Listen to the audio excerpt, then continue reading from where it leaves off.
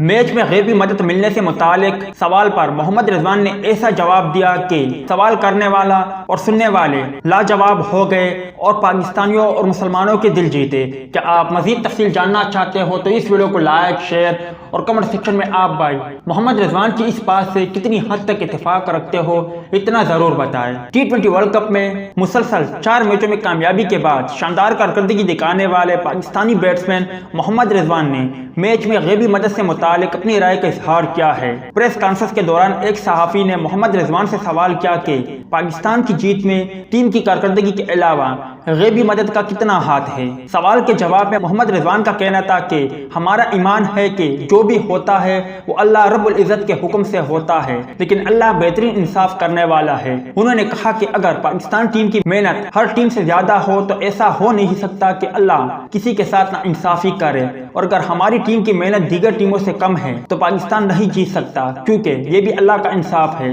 قومی کرکٹر کا کہنا تھا کہ بہت ساری چیزیں ہمارے ہاتھ میں نہیں ہوتی، بس ہمارا اتنا یقین ہے جو ٹیم مل کر محنت کرتی ہے برکتیں وہی پر آتی ہے اور فتح پھر ان کے ہی حق میں جاتی ہے۔